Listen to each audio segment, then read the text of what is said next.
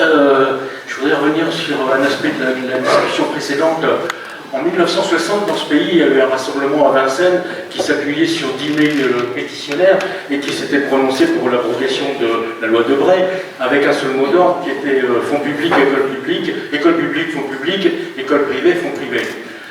Comme tu l'as dit tout à l'heure, il y a 40 ans, les choses ont un peu changé, mais il y a 40 ans, il me semble qu'il y a un ministre qui s'appelait Savary, qui avait fait une déclaration à l'Assemblée nationale pour expliquer, alors qu'il y avait une très large majorité de gauche, non seulement à l'Assemblée nationale, mais au Sénat et dans les régions, pour dire, s'adressant aux députés de la droite, messieurs, nous aurions pu en une seule nuit abroger toutes les lois anti-laïques de ce pays, mais nous ne l'avons pas fait. Et je pense que ça s'est accompagné, ça, d'une dégradation, en particulier du front laïque. Je pense qu'aujourd'hui, les choses sont en train de se modifier, à la fois à cause du travail de la France Insoumise, et je le remercie, et en même temps parce que se reconstitue, est en train de se reconstituer, après 40 ans, est en train de se reconstituer un front laïque, et je pense que c'est une donnée aussi de la situation.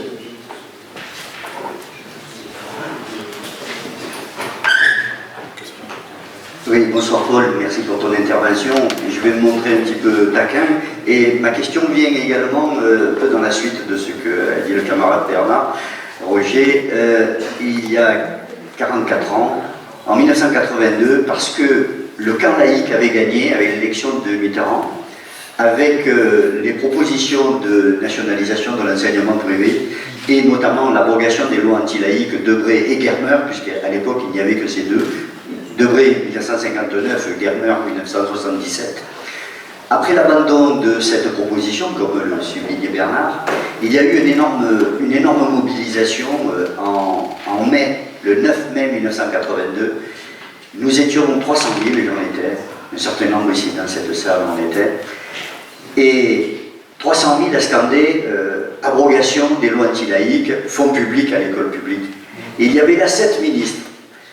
L'intervention de Savary a été interrompue. Le camarade Pierre Mauroy, je dis le camarade Pierre Mauroy parce que Premier ministre il était, mais enseignant il fut. Il n'avait pas pu prendre la parole. Et nous savons ce qu'il est advenu de ceci, c'est que le gouvernement avait renoncé à donner satisfaction à toutes celles et ceux qui avaient fait en sorte de permettre et l'élection de Mitterrand et d'avoir une majorité de gauche. Donc, il ne faut pas être surpris qu'à un moment donné, le camp laïque ait subi un certain reflux, avec pour conséquence la manifestation réactionnaire de 1984. En 2027, Jean-Luc Mélenchon est élu. Il y aura un ministre de l'Éducation nationale. Celui qui est en face de moi tiendrait bien le poste, mais c'est pas moi qui affecte. Quelle garantie peux-tu nous donner qu'à ce moment-là, nous ne passions pas par les mêmes affres, par les mêmes reculs et par les mêmes larmes? Merci beaucoup. On a encore une demande. En même temps, à comment on fait changer les situations qu'elles sont aujourd'hui de ségrégation? Comment on ne déçoit pas? Comment la bataille du camp laïque, comment est-ce qu'on peut la reprendre? Comment est-ce qu'on peut reprendre l'offensive? Je pense qu'on l'a repris. Quand je vous parle d'un changement de période, d'un moment qui était un moment où on ne pouvait pas en parler, ou d'un moment qui a été une série de défaites pour le camp laïque, je pense qu'on est en train d'en sortir. Parce qu'on en parle, parce qu'on légifère, parce qu'on a des votes majoritaires, pas encore en séance, mais ces votes changent structurellement, s'ils vont au bout, l'organisation des choses. Mais je vous parle très franchement. Dans le programme de la France Insoumise, aujourd'hui, et en 2027, il n'y aura pas écrit abrogation de la loi de Debré. Je te le dis. Je ne vais pas te raconter l'histoire. Il y aura écrit abrogation de la loi Fallou, de la loi Astier, de la loi Carle. Ce qui veut dire, pour être concret, abrogation de tous les dispositifs de subvention à l'investissement qui sont aujourd'hui facultatifs, qui sont à la main des collectivités. Non, parce que c'est sidérant, on a de l'argent public qui finance du patrimoine privé.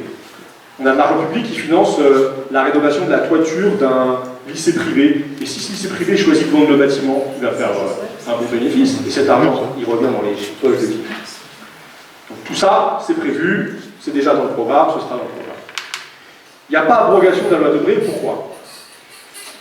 Parce que moi, là, je vous parle comme député, je vous parle comme... j'essaie de vous parler avec... j'essaie d'avoir un sens tactique. J'assume.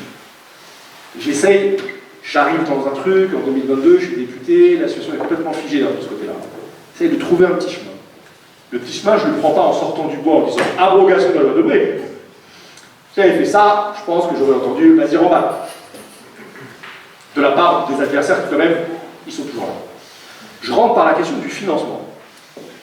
Pourquoi? Parce que je pense qu'elle est compliquée pour les adversaires de tout ça. C'est compliqué pour les adversaires d'une réforme du financement de l'enseignement privé de dire on est d'accord avec un système qui n'est pas contrôlé. On est d'accord avec des dérives. On est d'accord avec des détournements de fonds publics. Ah, je rentre là-dedans. Ensuite, il y a l'affaire Bétara. Je vois l'article, je pose une question à Bayrou. J'y vais. Ça donne quelque chose, il ment, je crée une commission d'enquête. On fait la commission d'enquête. On fait une proposition de loi. Elle est inscrite à l'ordre du jour, elle propose de transformer l'organisation du système éducatif français.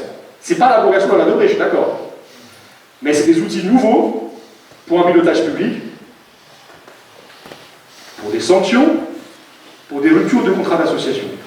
Je pense que la loi Debré peut être un outil, aujourd'hui, à condition de l'utiliser, qui permet de défendre les intérêts publics. Ça paraît paradoxal. Et la loi Debré, je vous l'ai dit, elle contient une série d'exigences. Si elles ne sont pas respectées, il faut aussi des conséquences. Par exemple, rupture de contrat d'association, c'est-à-dire rupture de financement public. C'est-à-dire qu'il n'y a plus de financement public pour l'établissement. Donc moi, je propose d'appliquer la loi telle qu'elle est. Sérieusement.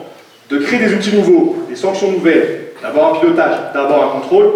Et pour te répondre, j'ai défendu une proposition de loi sur la question du financement qui propose d'introduire un système de malus. Pas de bonus-malus, de malus dans le financement public des établissements privés sous contrat, dès lors qu'ils contribuent à la ségrégation sociale et scolaire. Autant dire, là encore, je parle franchement, que tous y contribuent. Tous, sans aucune exception. En centre-ville, dans la ruralité, ils y contribuent tous. Tu as donné tout à l'heure les IPS à Manos, cette situation on l'observe. Cette proposition de loi, elle n'a pas été votée. Elle a été rejetée en commission. Mais elle prévoyait que les établissements qui contribuaient à cette ségrégation soient frappés financièrement et que leurs moyens soient diminués jusqu'à 50%. Pas un détail pour un établissement de recevoir 50% de dotation en moins, fonds de l'État, fonds des collectivités territoriales. Ce n'est pas l'abrogation de la loi Debré, mais c'est un changement fondamental et c'est l'entrée dans un rapport qui fixe des conditions, des critères au financement public. Alors je vous le dis et je termine là-dessus. Je vous l'ai dit, j'essaie de raisonner en tactique, pas en historien, pas de façon principielle, même si pour moi, fonds public à l'horizon public, c'est mon horizon politique. Mais je raisonne sur la possibilité qu'on y arrive en 2027, qu'on ait quelques années pour avancer, et ce serait une étape puisqu'on serait candidat à être à nouveau au pouvoir 5 ans plus tard. Mais je raisonne face à un contexte qui est, celui de l'effondrement de l'école publique, je vais juste le rappeler. C'est pas vrai de dire que, arrivé au pouvoir en mai 2027, on supprime le financement de l'école privée et on fait basculer 2 millions d'élèves dans l'école publique. Ça marche pas. Enfin, je veux bien que quelqu'un m'explique comment il le fait, mais je pense que ça marche pas tout de suite en tout cas. Bon, je crois qu'on a besoin d'un peu de temps. Et puis, je l'assume, on va faire face à 1000 adversaires en mai 2027 si on y arrive. 1000. Et donc, il faut essayer un peu de... Parce que même là, tout ce que je viens de vous dire, là, imaginons-nous, dans un an, il n'y a plus de loi Fallou, il n'y a plus de loi Astier, il n'y a plus de loi Carré. Il y a une conditionnalité très forte du financement public. Il y a un service public de l'éducation qui est reconstruit, qui est massivement subventionné pour y parvenir. Il y a un contrôle des établissements privés sous contrat, il y a des ruptures de contrats d'association. On n'est plus dans le même monde. Et là, pour le coup, le camp laïque, je pense qu'il reprend davantage, il regagne du terrain, et il poursuit son horizon. Voilà, en tacticien, comment nous voyons les choses aujourd'hui.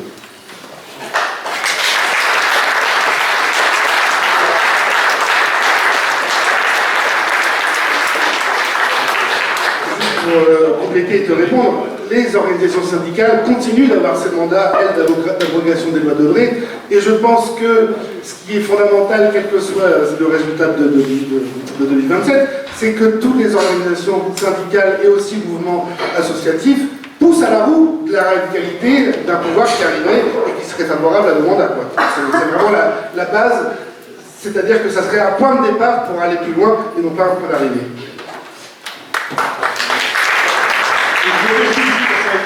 y a en effet des organisations du corps laïque qui sont en train de se reconstituer dans un collectif qui porte cette revendication. Moi, je m'en réjouis. Dans le débat public, on a besoin que des positions comme celle-là s'affirment, se fassent entendre, parce que sinon on est toujours un peu tout seul à être au premier rang sur la ligne de combat. Merci. D'autant plus que la Libre Pensée fait partie de ce collectif et nous avons proposé un plan, c'est pour ça que je veux savoir ce que tu en penses, parce que c'est vrai que si on prend Jules Ferry, il n'a pas pu laïciser l'école du jour au lendemain en disant comme ça, top, non, il a fallu 7 ans. Nous avons proposé en tant que Libre Pensée, dans ce cadre du collectif avec les syndicats, les organisations qui sont pour l'abrogation clairement de la loi Debré, eh bien un plan en 6 ans à discuter. Est-ce que toi ça te brancherait et moi personnellement j'ai compris ta façon de prendre les choses. C'est-à-dire que c'est vraiment pas simple du tout. Donc si on peut déjà avancer, déjà sauver les gosses et puis de toute façon avancer vers une laïcisation, il faut le faire de toute façon. Voilà. Merci. Paul, tu veux conclure?